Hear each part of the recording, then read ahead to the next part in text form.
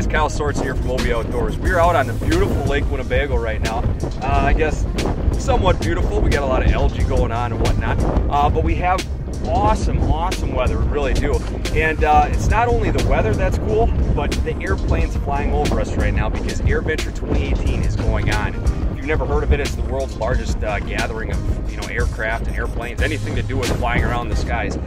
They are here at Oshkosh right now. So we are out here busting down Bago reefs, and we're going to go through my two-step method on how I efficiently and effectively break down Bago's reefs. The first step of this method involves the casting rods. And I usually have a number 5 or number 7 flicker shad clipped onto there. And what I'll do is I'll start by fan casting the wind-blown side of the reef looking for active fish. If I'm not seeing it there, I'll slowly work my way out around the edges of it, not going over that reef. Now, if those active fish are there and they're hungry, well, I'm going to know right away. If they're not, and I have a feeling that there are some fish on that particular reef, I'll whip out the jig rod, and that's when step 2 comes into play. Step 2 involves the jig rod. So I usually have about an 1/8 ounce jig tied on to a fluorocarbon leader on some 8-pound braid or whatnot, and I'll slowly work through the reef structure in its entirety. I've made that first pass on step 1 with that casting rod looking for those active fish. Now I'm looking for those inactive or slow moving fish that want that slower presentation.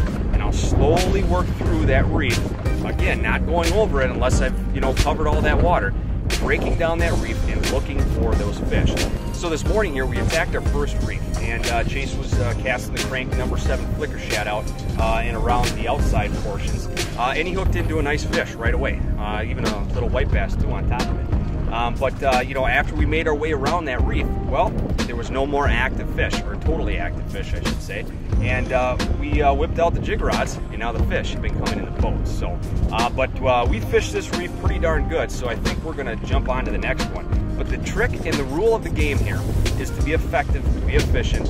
If you hit a reef, maybe an hour and a half later, go back and hit it again, because sometimes these fish are cycling through. So if you break down a reef in its full entirety, showing 2 different presentations, the casting and the jigging, I can guarantee you're going to put more fish in the boat and have a fun time doing it, especially during AirVenture 2018, I can tell you what. So I guess we're going to call it good for this video. So until next time, tight lines, stay dry.